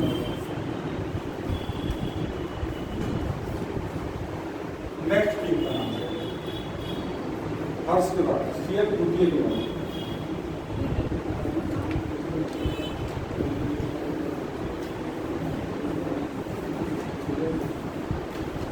ये दत्तक पुत्र था। दत्तक पुत्र में समझते हैं गोद लिया हुआ था। गोद लिया। तो इसको ये इसका सियक सेकंड का पुत्र था लेकिन गोद दिया हुआ था। तो उसके बाद ये गद्दी पर बैठा। तो आप देख सकते हैं तो मुंज का दत्तक पुत्र ये सियक द्वितीय का ये दत्तक पुत्र था। सियक द्वितीय का दत्तक पुत्र था।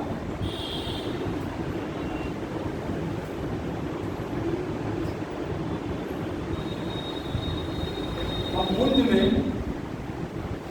कलचुरी शासक युवराज द्वितीय को हराकर चुगली को लूटा। अब उसी के नीचे मालूम मुझे यहाँ की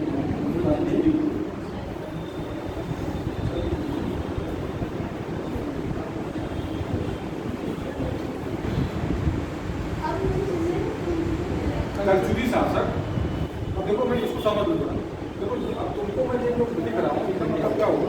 मैप देखोगे तो ये युद्ध जो है आपको दिख रहा है। अब कन्नौज को देखा मैं मालवा का यहाँ पर इसके मालवा के नीचे कलचुरी होता है। ये भी मध्य प्रदेश लेकिन दक्षिण मध्य प्रदेश ये पश्चिम मध्य प्रदेश।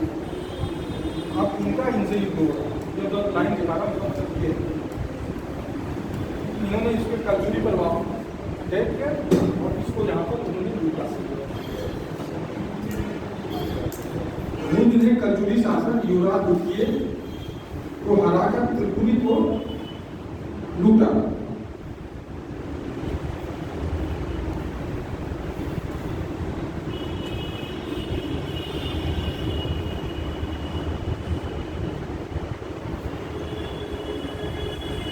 मुंज ने 6 बार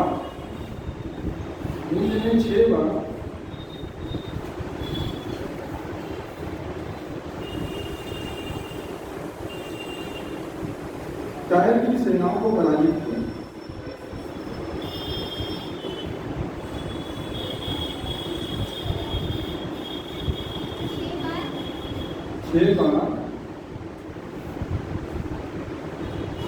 चालुक वंश के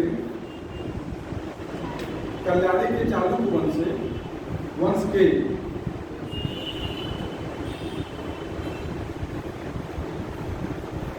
शासक टायर को पराजित किया। और समझा तो कंफ्यूज हो जाएगा। देखो बच्चों जो तुमको मैंने बताया था ना ये जो राजपूत है ना ये बताया राजपूत है।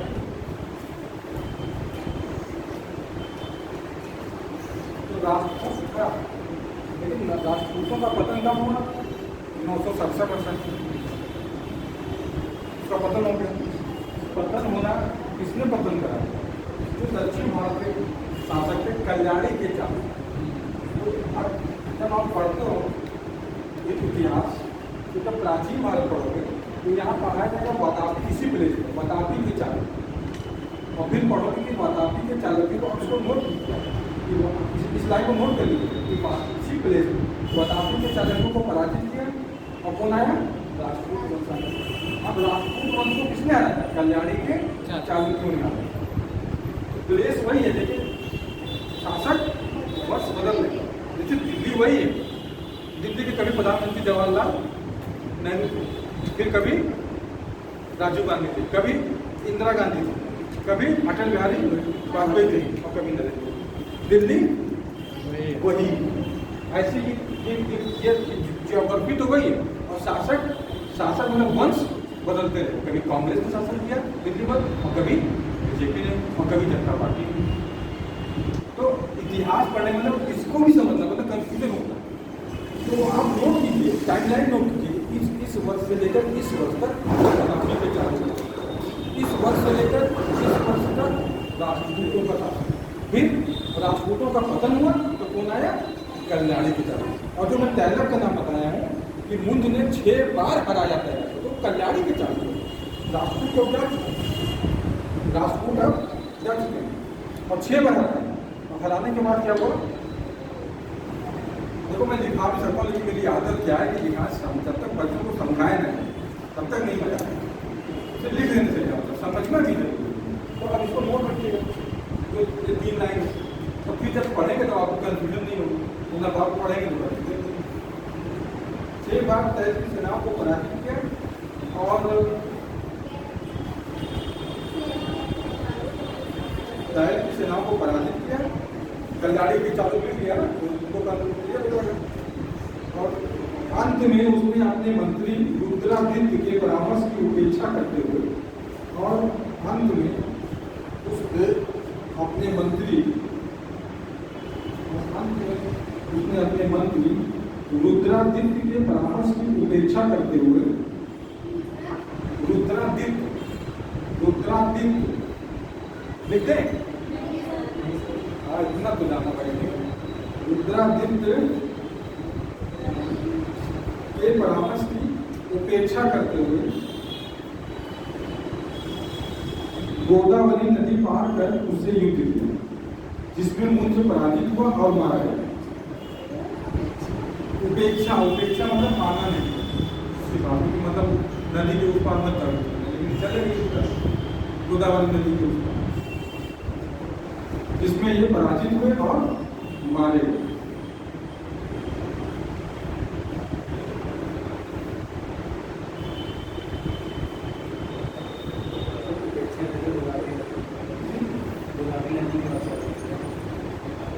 पार युद्ध करने गए जहाँ पर ये पराजित हुए और मारे। जैसे इनके मंत्री ने कहा कि आप नदी क्रॉस करके युद्ध लड़ने मत जाइए, लेकिन ये नहीं मान, उपेक्षा की उसकी बात, तो नदी क्रॉस करके गए, वही पकड़ के मारे। कभी कभी सेना की बात मानते हैं, की बात मान लीजिए। इसने मुंज प्रति देश व्यवस्था नामक भूगोल ग्रंथ लिखा। इसने मुंज प्रति देश व्यवस्था, मुंज प्रति देश व्यवस्था नामक भूगोल ग्रंथ लिखा, भूगोल ग्रंथ लिखा था। मुंज प्रति देश व्यवस्था, मुंज प्रति देश व्यवस्था, ये एक शब्द में आएगा, नामक भूगोल की किताब, ठीक है। अब इसका सबसे इंपॉर्टेंट आंसर भोज, इसका आप लोग नाम सुना, राजा भोज। राजा भोज और मिहिर भोज में कंफ्यूज मत होइएगा, वो मिहिर भोज अलग है और ये मालवा के भोज। भोज 1010 से 1055, 1010 से 1055, ये बहुत इंपॉर्टेंट है बच्चे, यहाँ से बहुत सवाल पूछे जाते हैं राजा भोज।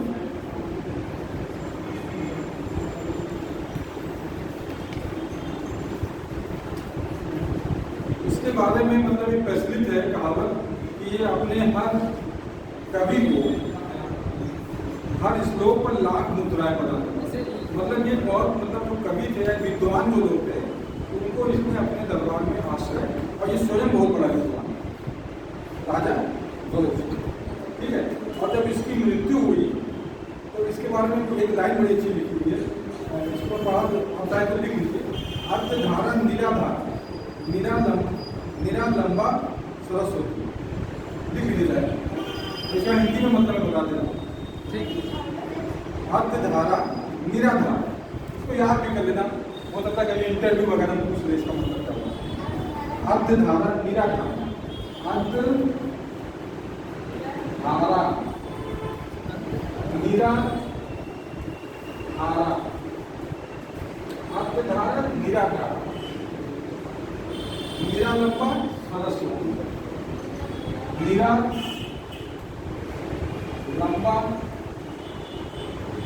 सरस्वती, ये लाइन याद लगेगा, इसको याद करें। अर्धधारा निराधारा निरालंबा सरस्वती, हो सकता है कभी इंटरव्यू में पूछ लेगी इसका मतलब बताइए, पूछ लेगा, बहुत पढ़ा लिखा आदमी पूछेगा इसका मतलब है। उसकी मृत्यु विद्वानों ने कहा अर्धधारा निराधारा निरालंबा, अर्थात इसकी मृत्यु से धारा निराधार हो गई,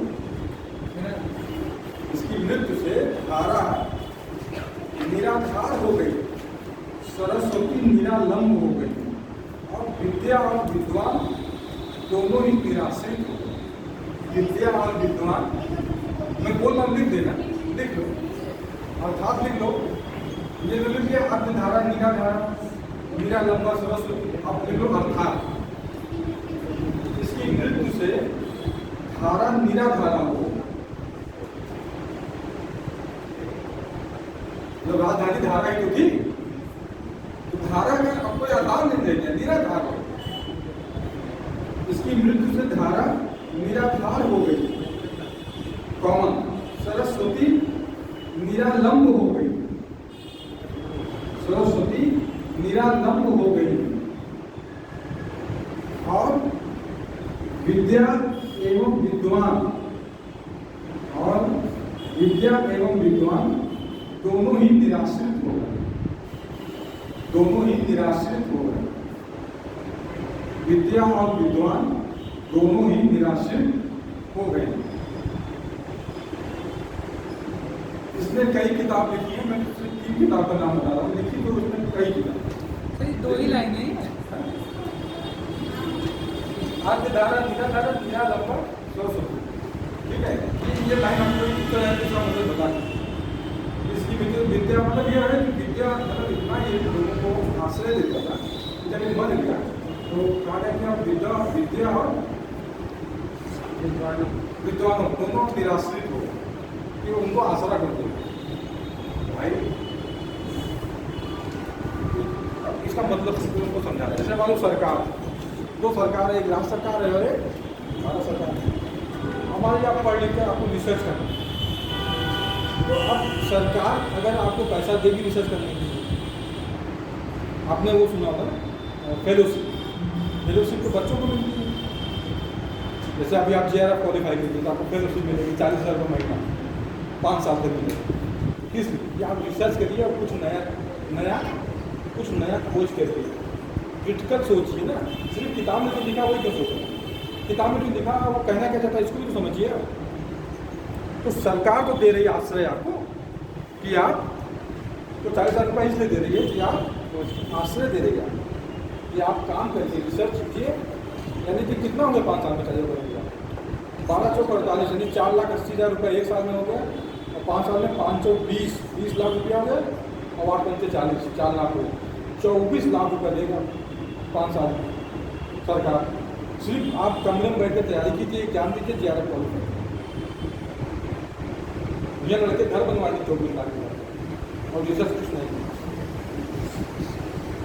मैं जानता हूँ सर, लेकिन वो दिया किस लिए है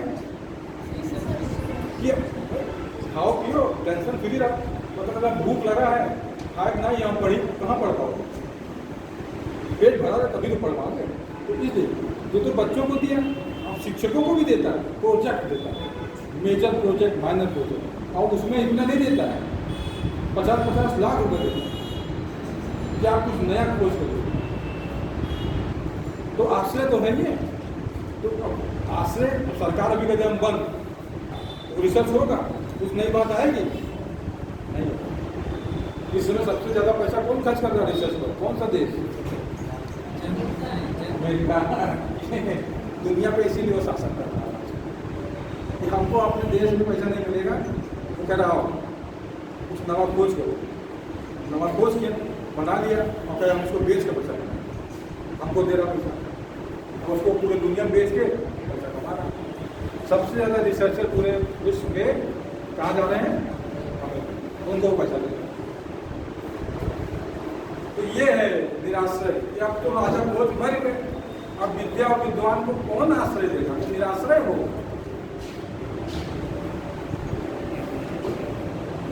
दस मिनट थोड़ा सा और समय लेंगे सर, 10 मिनट और। देखिए थोड़ा देर होगा उसको खत्म नहीं करना ना, तो कल फिर जो नहीं चलेगा। इसकी किताबों के 3 किताबों के नाम लिख लीजिए, 3 किताबों के नाम लिख लीजिए। एक नाम लिख लीजिए युक्त कल्पतरु, देखिए पूरा नाम लग गया, युक्त कल्पतरु, युक्त कल्पतरु, और सम्रांत सूत्रधार, युक्त कल्पतरु,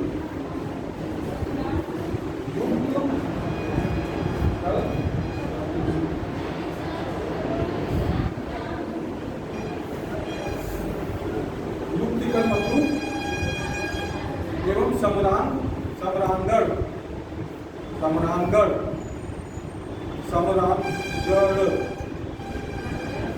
सूत्रधार। ये ब्रेकर लीजिए वास्तुशास्त्र की किताब है, वास्तुशास्त्र की किताब है।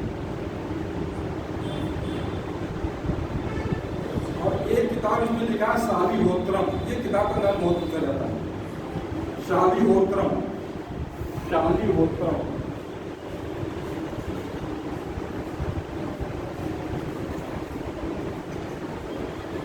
शालिहोत्रम, होत्रम, हाँ ये हाँ है, शालिहोत्रम। ये किताब लिखी है घोष ने, और ये है अशुचिकित्सा, अशुचिकित्सा। घोड़ा अगर बीमार होता है उसको कैसे ठीक करेगा, ये किताब है शालिहोत्रम।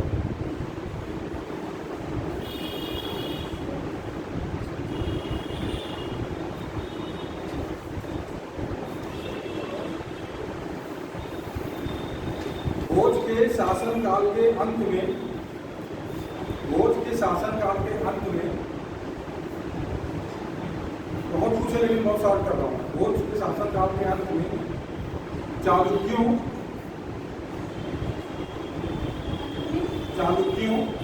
एवं चेदियों, अब देखो मैंने बोला चालुक्यों एवं चेदियों, तो बिल्कुल ध्यान रखिएगा, चालुक्यों मतलब यहाँ और चेदियों का मतलब यहाँ।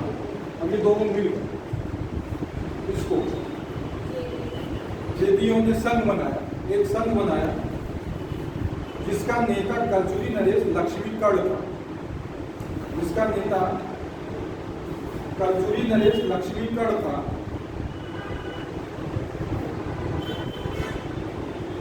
उन्होंने भोज की राजधानी धारा पर आक्रमण किया,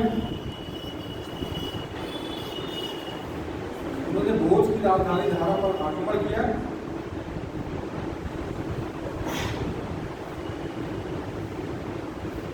जिसके कारण वह बीमार पड़ा और उसकी मृत्यु हो गई।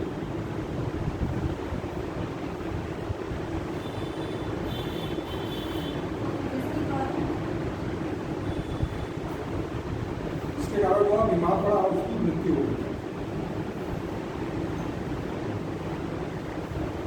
अबुल फजल के अनुसार उसकी राज्यसभा में 500 विद्वान रहते थे।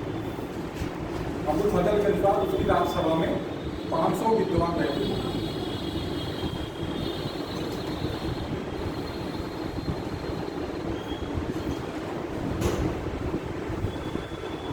अब हम चलेंगे चंदेल वंश, चंदेल।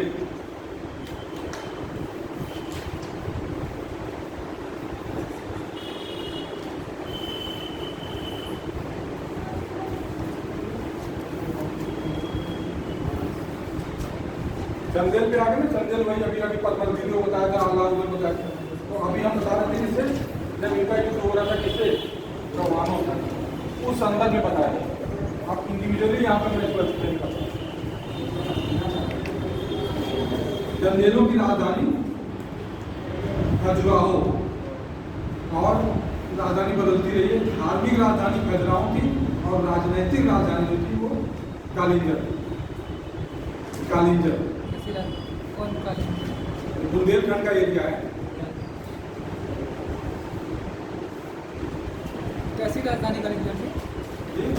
किस प्रकार की राजधानी कालिंजर थी? धार्मिक राजधानी खजुराहो और राजनीतिक राजधानी कालिंजर। अच्छा, ये बुंदेलखंड का प्राचीन नाम जानते क्या है? जेजागुप्ती। हाँ,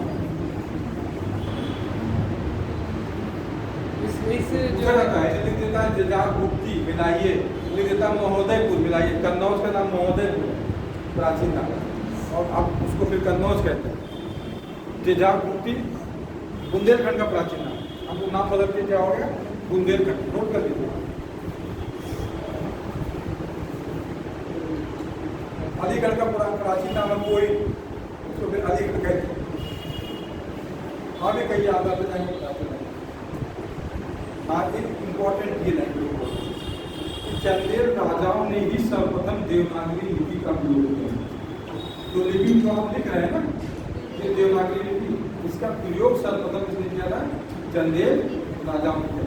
वरना सबकी अपनी अलग अलग लिपि। उधर बंगाल वाले बंगाली में लिख रहे हैं तो बंगाली लैंग्वेज में करते हैं, इधर आपने राजपूत देखा तो कन्नड़, पूरा स्क्रिप्ट कन्नड़ में। ऊपर आप गुर्जर प्रतिहार देखते हैं, इनका भी देवनागरी लिपि नहीं लाई थी, अपनी राजस्थानी शैली की गुजराती और राजस्थानी भी। सर संस्कृत की तो कौन सी लिपि है? संस्कृत से सब लिपियाँ पैदा हुई, ठीक है। अब लिपियों में तो हिंदी अगर बता पाएगा, लेकिन जो ये लिपि है देवनागरी लिपि, ये इन्होंने लिखना शुरू किया, चंदेलों। ये चंदेल, चलिए ठीक है, चंदेल करके आप ध्यान रखिए, उसको खत्म ही करना होगा। ये लेकिन बहुत इंपॉर्टेंट है, देवनागरी लिपि का प्रयोग किसने किया पहली बार, याद रखिएगा। चंदेल, ये क्वेश्चन बहुत पूछता है। चंदेल प्रतिहारों के सामर्थ्य और इसका संस्थापक नन्नू को माना जाता है। नन्नू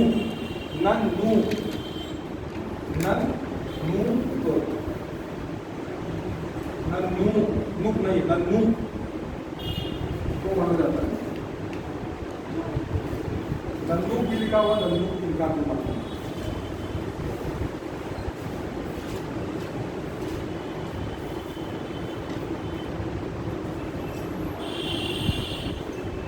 इसके शासक यशोवर्मन ने खजुराहो के प्रसिद्ध चतुर्भुज मंदिर का निर्माण कराया था। यशोवर्मन ने खजुराहो के प्रसिद्ध चतुर्भुज मंदिर का निर्माण कराया था। और जब नोट्स बनाइएगा तो आप नेट पर जाइए, चतुर्भुज मंदिर डालिए, उसकी फोटो आएगी, बस वहाँ से इसको प्रिंट निकालिए, काटिए, अपना नोट यहाँ लिखिए और वही फोटो चिपका दीजिए, फिक्स हो जाएगा दिमाग, भूलवे नहीं करेगा। यशोवर्मन ने चतुर्भुज मंदिर खजुराहो में बनवाया था, ठीक है। तो अगर आप ऐसा करेंगे, प्रिंट आउट निकाल के और चिपका देंगे चतुर्भुज मंदिर और लिख देंगे यशोवर्मन, तो फिर आपको भूलेगा नहीं। ये करिएगा आप इनको बना के। और इसके बाद इम्पोर्टेंट शासक है, उसका नाम है महाराज धीराज धन। महाराज धीराज, एक यहाँ पर बता ध्यान रखिएगा, एक उपाधि है महाराज और एक उपाधि है महाराज धीराज। अगर कोई महाराज लगाता है तो उसका मतलब वो अभी कंप्लीटली स्वतंत्र किसी के अधीन है।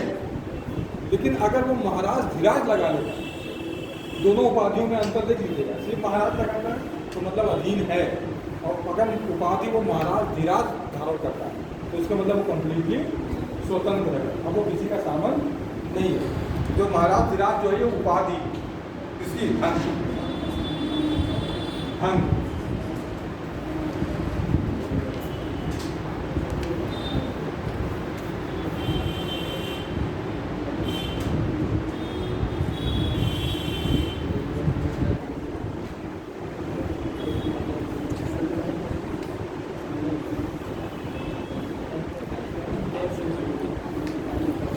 फरिश्ता के अनुसार, फरिश्ता का नाम सुना बच्चों? सुना हो? भाई मैं फरिश्ता का नाम बताऊंगा, बहुत मजेदार है। लेकिन फरिश्ता ये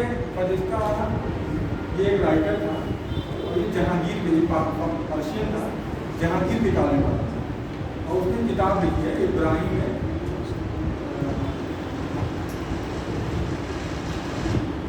आपने याद रखा, मुझे इब्राहिम ने कुछ नाम करके हैं, और उसमें पूरा इतिहास दिखाया गया 1000 ईस्वी से, तो उसमें ये वर्णन किया। तो उस किताब से यहाँ पर लिखा गया कि फरिश्ता ने क्या लिखा है।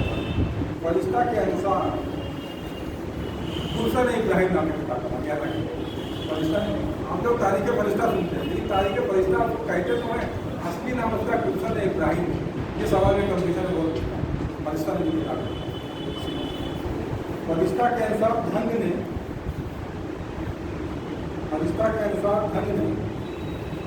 शाही जयपाल,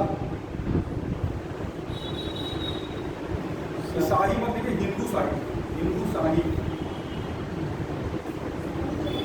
शाही जयपाल को सुबुक्तगीन के विरुद्ध सैनिक सहायता भेजी।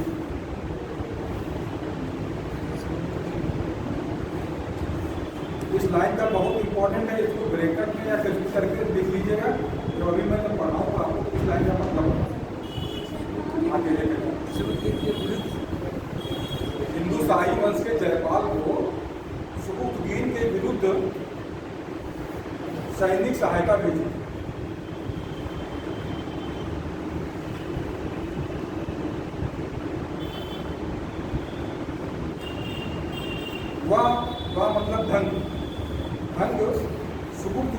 खिलाफ बने हिंदू राजाओं के संग में सम्मिलित हुआ। वह सुबुद्दीन के खिलाफ बने हिंदू राजाओं के संग में सम्मिलित हुआ। वह सुबुद्दीन के खिलाफ बने हिंदू राजाओं के संग में सम्मिलित हुआ।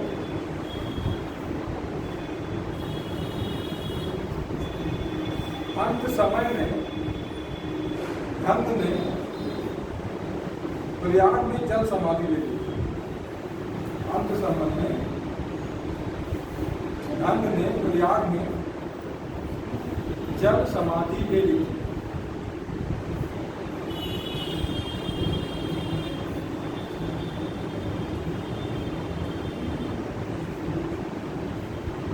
खजुराहों के अधिकांश मंदिरों का निर्माता धंग था।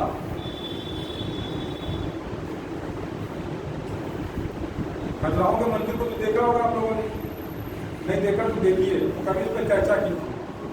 शर्माने के जो लोग नहीं है, आप कंपटीशन की तैयारी करो, खूब चर्चा की। उसमें सेक्स पोज में बहुत सारे फोटो लगे पत्थर पे, उसको खोद के कारीगरों ने बनाया है। उसका निर्माण करता था, बनाया तो मजदूरों ने बनाया, लेकिन इस राजा ने बनवाया, उसका नाम था। क्यों बनवाया कभी ये सोच। अब आपको मैं बताऊँ, मेरे पिताजी ने वो कैलेंडर ला के मुझे दिया था, मेरे पास अभी भी होता। जो सेक्स की जितनी पोजीशन है, उस पोजीशन की पूरी किताब इशू हो, और उस किताब को कौन ला के मुझे दिया था? मेरे पिताजी। आप जब इतने ओपन हो गए, आपका मेंटल लेवल इतना आप होगा, तब आप डिस्कशन के लेवल पर, वरना जिंदगी भर शर्माते रहे। आप कभी किसी से बहस करने, तथ्यों पे बहस करना, पूजा है। अब उसका मतलब क्या होता है, क्या वो भी चर्चा का विषय नहीं, कभी कभी एक्स्ट्रा करिएगा। लेकिन बनाया था और उसके इरादे नेम थे पवित्र।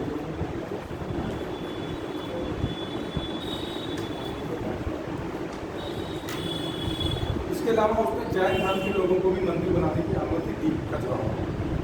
मतलब वो क्या सहिष्णु है, एक होता है सहिष्णु और एक होता है असहिष्णु। जो सहिष्णु होता है वो सभी धर्मों को सम्मान देता है, और जो असहिष्णु होता है वो सिर्फ एक धर्म को, बस हम जो कहते हैं वही बात।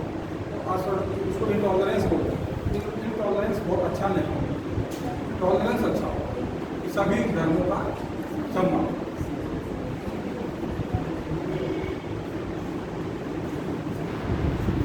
धन के पश्चात उसका पुत्र गंड शासक बना, लेकिन गंड के बारे में देखिए, इंपॉर्टेंट है विद्याधर।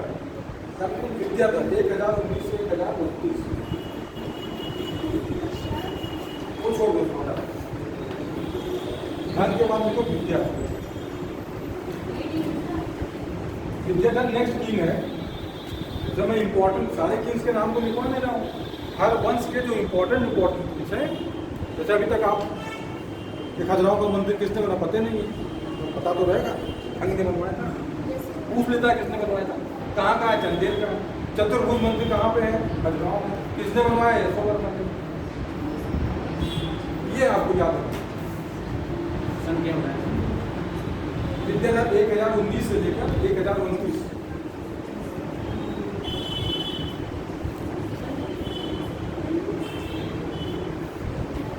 बड़ी मजेदार बात है, देखिए क्यों माना था। विद्याधर ने 1919 विद्याधर ने प्रतिहार शासक राज्यपाल के ऊपर आक्रमण कर उसे मार डाला। विद्याधर ने प्रतिहार शासक राज्यपाल के ऊपर आक्रमण कर उसे मार डाला।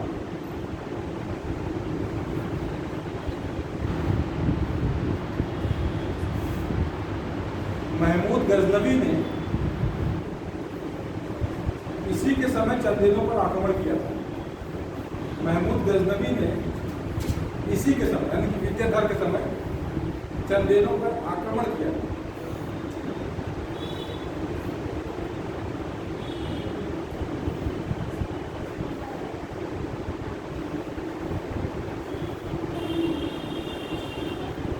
लेकिन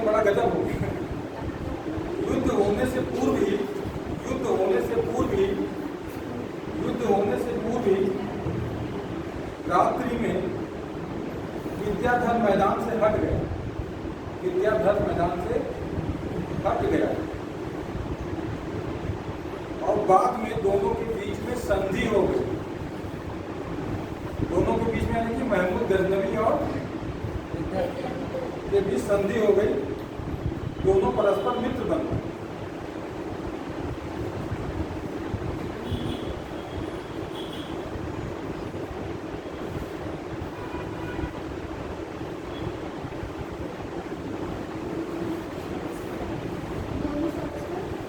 मित्र बन गए। विद्याधर ने, अब ये ध्यान इसका याद रखिएगा विद्याधर का, यानी कि विद्याधर अपने देश के साथ में अपनी गद्दारी की, इस गद्दार इसका भी नाम नोट रखिएगा, जयचंद का नाम नोट किया, उसका नाम किसका नाम रखेंगे, विद्याधर।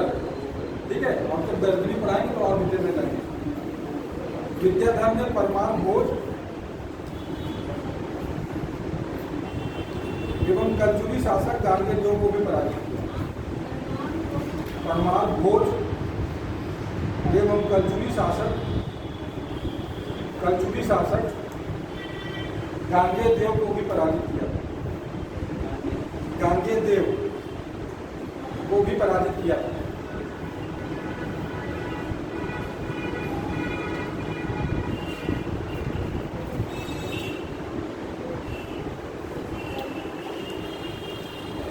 उसी में नेक्स्ट है परमर्दी देव। इसके बाद परमर्दी देव चंदेलों में नेक्स्ट परमर्दी देव या चंदेल वंश का अंतिम महान शासक। परमर्दी देव या चंदेल वंश का अंतिम महान, भाई अगर देर हो तो बता दो वरना मैं खत्म कर छोड़ दूँ, छोड़ दें तो ठीक है, छोड़ दो इसको, आखिरी खत्म करो। अच्छा ठीक है, आ गए मैं खत्म कर रहा हूँ, लास्ट लाइन में खत्म करूँ, ठीक है। क्या चंदेल वंश का अंतिम महान शासक था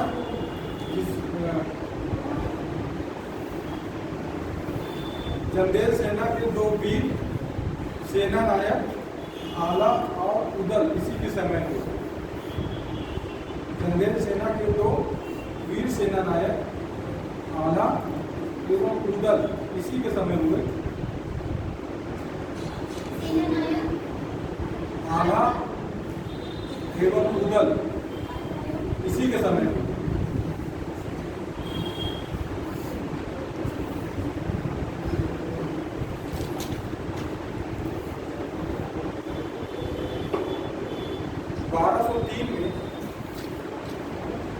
कुतुबुद्दीन ऐबक ने परमर्दी देव को पराजित कर कालिंगा दुर्ग जीत लिया।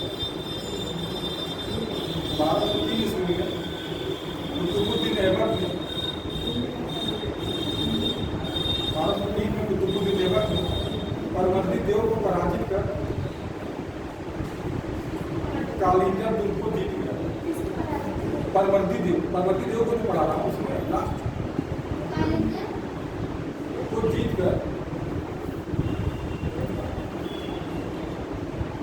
लिया था।